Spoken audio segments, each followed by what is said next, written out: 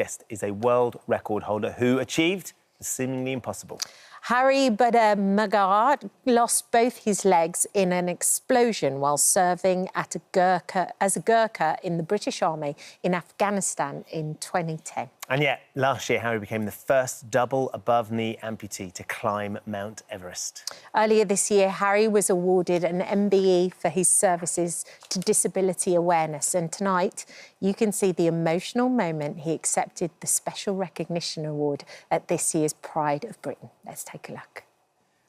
I grew up in Nepal and always dreamed of climbing Everest. And I really struggled. And I was feeling so bad one day that if I'm gonna drinking this way, I'm gonna die soon.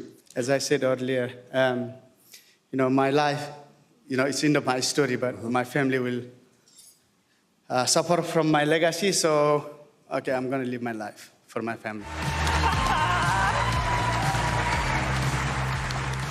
I'm very grateful. Without you, I think I wouldn't be here. Thank you for giving me a second chance to relive my life again. And Hari joins us. What a wonderful moment that was when they came out on stage and joined you. It was amazing, and it was a bit overwhelming as well. And a complete surprise. None of them had let you know that they were going to see you on Monday night? Had any of them sort of let it slip? No, not at all. I wasn't expecting. Gosh, the amount of deceit involved in them coming without you knowing is what you need to remember. It was so magical, Hari, on Monday night, being there for us, being surrounded by all of the winners. What was it like for you? It was a bit overwhelming. I never went to climb Everest for, getting awards. Sure. Some of the awards I even didn't know. But I think it shows that anything is possible, even though we are disabled. But also, I think it shows that people with disability also can be proud of family, community, and country. Can you tell us a little bit about your story and serving in Afghanistan? We just were sent to Afghanistan. We were supposed to be there for 6 months. But very early in our tour, we were on foot patrol, and I was blown up, and I lost both of my legs. And one of my colleague was just behind me, and him like other people who did amazing job, patched me up and rescued me on time. So. I'm here today talking to you because of them. And their quick thinking and the love that they showed towards you. But it's more complicated than that. I mean, clearly the explosion meant that you had to have double leg amputation above the knee.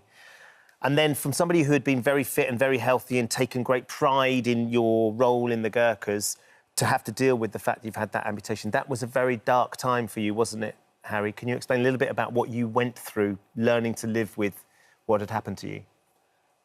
Yeah, it was very difficult. The first thing was I didn't know how powerful is the mind. Another thing I didn't know about disability. And I knew that some of the disabled people were nicknamed from their disability when I was growing up and how they were treated. So I thought that my life is completely finished and I'm going to live my life as like them. And so growing up in Nepal, I think you were saying that there was a lot of prejudice towards disabled people, and so that was your experience. So you were worried you were going to be a burden to your family. Yes, so I would be a burden to my family, which is a burden of the earth. No, so you are pretty much you are useless pretty much, and also. Many people in Nepal, but not just Nepal, later I found that around the world, disability is perceived as a sin of previous life. And I really suffered, I really struggled because of that, because I didn't know what to do.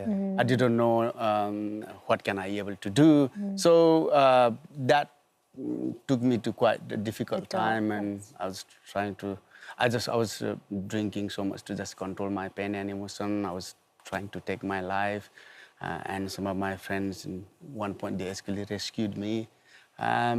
But some ways later, I went to do sports, and yeah, I'm here. Well, I was going to say, what was it that changed your mindset? What was it that made you see the light, you know? What was it?